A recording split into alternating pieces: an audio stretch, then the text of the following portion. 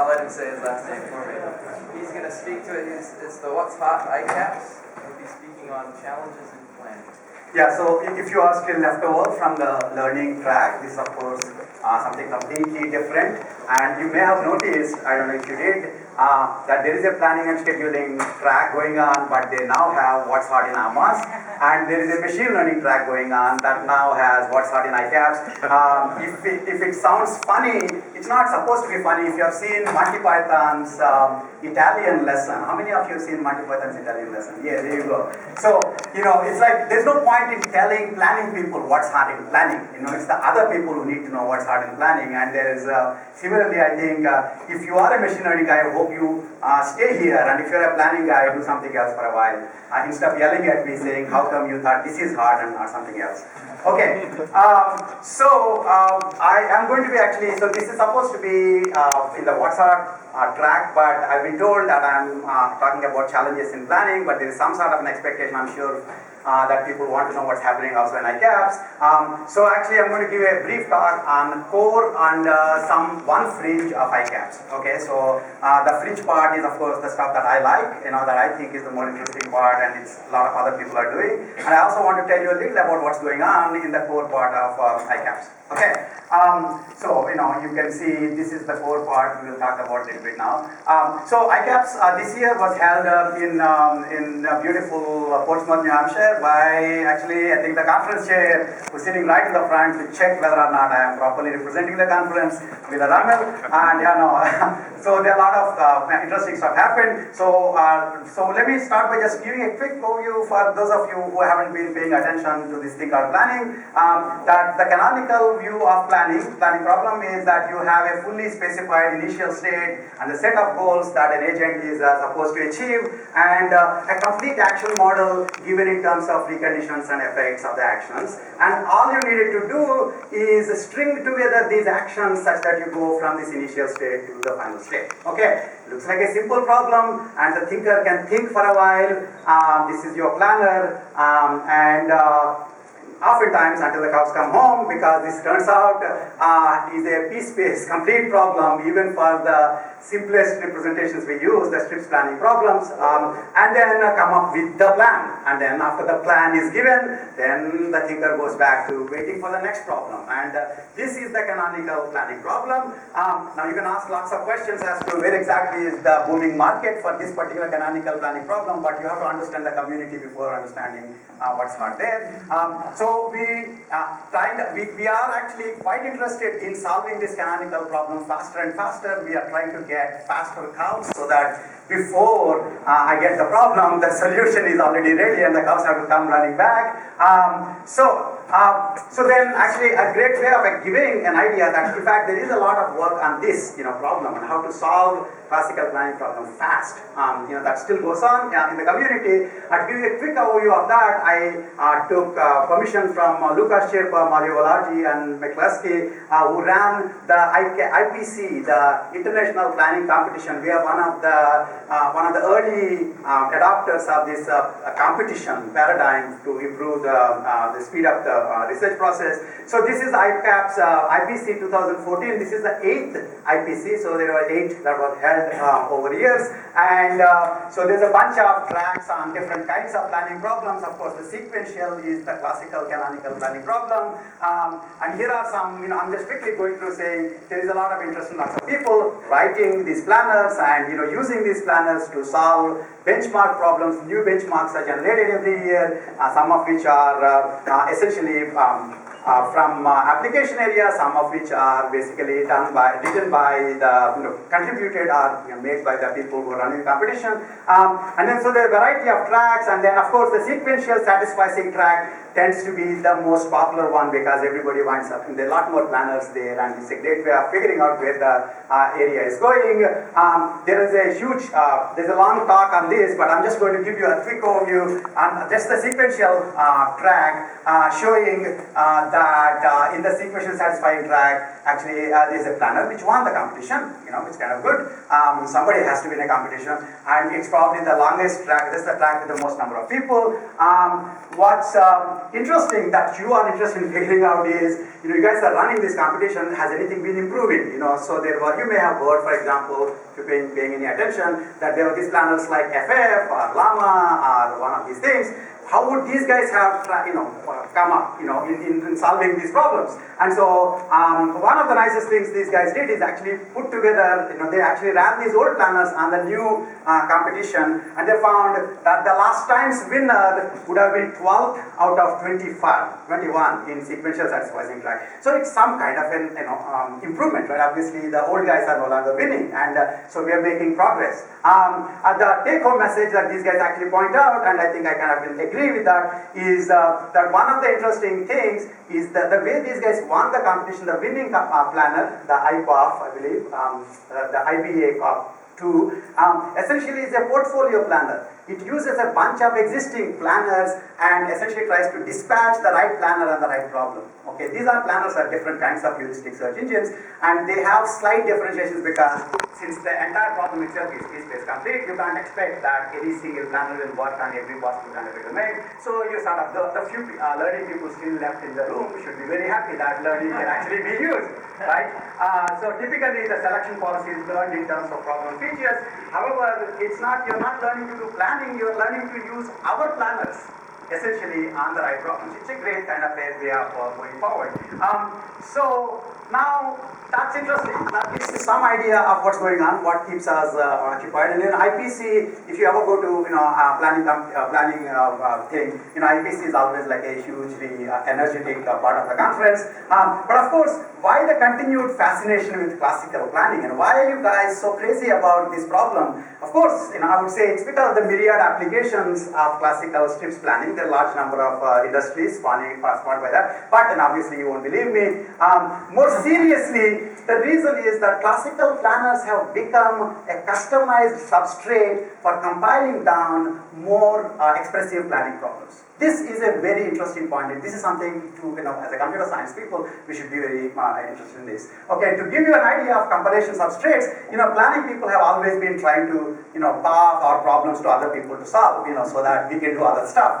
And so we have actually continually combined planning into somebody else's problem so that they'll keep coming up with better solvers. In fact, if you are in the first session this morning, the Couts and Selman paper on, on basically planning as satisfiability essentially got the classic paper award, honorable mention, and basically that's a way of compiling planning problems into SAT. You can also compile planning problems into IP, integer programming, integer programming encodings, and then of course you can relax them using the LP relaxation techniques. These two have been fairly well known.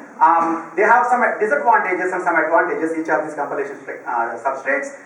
In particular, SAT, essentially, the SAT solver people, and I see some of them in the audience, they're like busy people. They're coming up with new solvers every year, and they have their own competition. And so we can just, basically make a compilation and sit back and relax and keep winning the competitions. That's a good thing, but there are some negative problems, because some problems, of course, which is that the SAT compilations typically are bounded length planning problems. And normally, the reason classical planning becomes piece-space complete is because you can write things like towers of Hanoi in planning, whose solution is exponential in the size of the input. So that's part of the way to get a feel for that. IPLP is interesting, obviously IPLP and SAT are very well connected, and IPLP is an interesting substrate with a different set of trade-offs. It too mostly has been using the bounded length encodings, but it brings to the table a very interesting set of relaxations, in particular LP relaxation.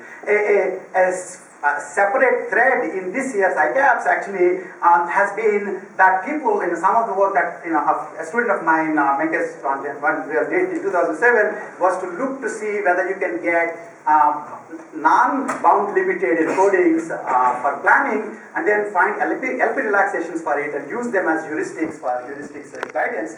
And that work has been picked up, and it's actually had a life of its own. There is actually, I think, the best paper award for this conference actually went to a work which actually does LP relaxation over very impressive encodings for planning and IPLP. Now, apart from these two, now we have classical planners themselves that we can actually just directly connect classical planning to all the other planning techniques into classical planning, and then since we also are eager viewers, we are coming up with newer and newer planning planning algorithms. We can solve, let's say, conditional planning or conformant planning or even plan recognition as a planning problem. And so then there are other people who are working on speed up of the solvers, and some other people will be working on modeling of the problems. Okay, so that's the planning as canonical view, and I said that something about the core of what's going on there. Now I want to talk a little about one fringe that I'm interested in, so which is basically, and I think it's again as fringes go, there will be not that the entire conference isn't working on it, but neither is it just my group, so that's the good part. So planners are increasingly embedded in systems that include both humans and machines. I mean, if this is surprising to you, and we know we have always hated humans, but we have to live with them now. In particular, things like human-robot teaming, crowdsourced planning. Whenever somebody says decision support, and if you say, I will replace you with my planner, they won't take your planner. So in general, decision support means dealing with humans in the loop. And so in all those cases, you need to think of planning which has very different characteristics than the kind of characteristics we talked about, where somebody gives you a fully formed problem, you go off into your room, solve the problem and come back and give the solution and be done with it. So now of course one might say, so those of you who may have had some background in planning might say, isn't this mixed initiative planning? There was this old work on mixed initiative planning where humans and the planners are working together. The best way to think about why that's not what I'm talking about is in the old mixed initiative planning, it was humans enter the land of planners. The humans were trying to help the planner by tweaking its search and saying, don't take this choice, take this other choice, as if humans have no better things to do. Apparently in those days they didn't. Now humans have become much more impatient, and they are not interested at all in actually having, helping planners. Planners have to live in the land of humans. And so there are different case studies. In fact, human-robot teaming, I'm running out of time, so I won't go into this. The crowdsourced planning, on which there's actually a talk this afternoon, both of which bring up some of these challenges. What I want to end is with this one slide. This is the icon slide about the challenges that come up, and I avoided having any animation so that everything is right there. The challenges that come up when you're doing human-aware planning, and these challenges are more than just the ones in the classical planning. So for example, in particular, if you are in the middle of humans, you're a planner and they don't even care that you are there, the first thing, they're not going to tell you what the planning problem is. You have to see what they're doing and interpret what's going on. Interpretation is plan recognition, goal recognition, intent recognition. In ICAP's community, plan recognition people would always have their talks in the very end of the conference after everybody has left. Now, all of a sudden, they're actually a lot more interest, because unless you understand what the other people are doing, you can't help them. Okay? So plan recognition has become more important. Planning with incomplete domain models has become more important, because you are never given a fully specified model. People are doing their own work, and they may at most have given a partial model. Many a time you have to somehow learn the rest of the model. And you can say, I will wait and keep my mouth shut until I got a complete model, and then you will never open your mouth. And so you have to learn to you have to know how to come up with plans. What does it mean to do planning with incomplete models? There's some interesting work going on, including ours as well as others, on coming up with robust plans which work in incomplete specified models. And of course, the learning people left in the audience can be happy that learning comes into play. You actually can, as time goes on, if the humans did throw you out of the room, you can learn the model better. And then so next time around, you'll have less incomplete models. The other thing is continual planning and replanning. If humans are making decision making, they keep going back and forth, they make decisions, they undo it, and so on. And you need to be able to support continual planning, not just a single shot planning. And in particular, you want to avoid this idea of humans thinking they're talking to completely brain-dead machines which have no sense of context. You need to be aware of the commitments you have made with your previous plan. So commitment-sensitive planning is important. Explanations and excuses become important. If you don't understand something, if you're unable to solve a particular part of the problem, you can't just say, I don't know how to solve it. You have to kind of useful to give an explanation. One of the interesting things is giving excuses as to why you can't solve a planning problem can be cast as a planning problem. This is another thing I was telling you about. You can compile everything into planning. Okay, and then finally asking for help and elaboration. There are people like Manuela Veloso who think, basically you should use humans as the way robots get their information, as against vice versa. She's slightly more extreme in this view. But one of the interesting things is if you're asking for additional information to expand your model right then and there is a question of what question should I ask? You can't keep asking questions. If you ask too many questions, obviously people will get sick and tired of you. So reasoning about the information value becomes important. So this is sort of an embedded plan on challenges. These have become very important. We have, of course, ourselves done some work in like human robot teaming. There are some papers there, and there are other people I mentioned in one of the earlier slides. Julie Shah's group, Brian Williams' group, Manuela Veloso's group. There's this very nice bartending robot that made its thing in ICAPS, which actually, we all need one of those, and that also is basically dealing with humans. Who are you going to serve drinks to otherwise? So several papers handling these challenges have come in ICAPS and IIII and ICHICAI, which are satellite conferences for ICAPS. And significant help has actually come from the applications track and the robotics track and the demonstration tab, where all these nice fringe areas wind up making their foray, while the IPC still goes on at the core to some extent. And what's more interesting is if you see planning papers in non-ICAPS, IIII, ICHICAI proceedings, they are more likely to be these kind of embedded planners rather than the ones which just take a strips planning problem and solve it from scratch. So that's another thing. So in fact, the other day I saw there is a paper on planning which uses planning citations, etc. in CHI, which got the best paper honorable mention a year back.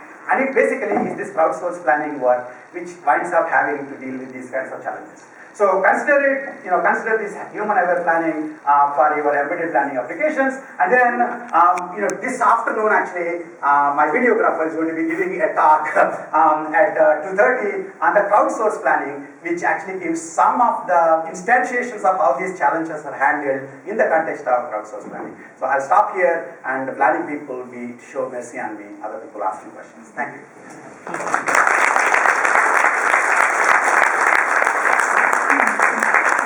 Lunchtime, but let's go ahead and open up for a couple questions if there are any. Yeah. Go ahead. Right, you don't mention much Probabilistic planning. Yeah. Yeah. So do you think a lot of the human-based stuff we have is certain more constraint-based reasoning, or do you think probabilities are important? No, I think probabilistic planning is just as important. As I said, I took one piece of the core and one piece of the fringe. There's a lot more going on. I asked them originally to give me 2.5 days for the talk, but they didn't want to give me. So I think probabilistic planning is very much important. In fact, information value computation is, it's done as IPON VP, which is a variation of 1VP. Yes? Can you go back to why you think this is not just mixed initiative planning? Because in mixed initiative planning, it was supposed to be the case both that the agent could take the initiative to say anything and you do it, but also the human could take the initiative to kind of stop the agent preparation. So I think it's not the name, it's more the work that was done. Okay, we can call anything.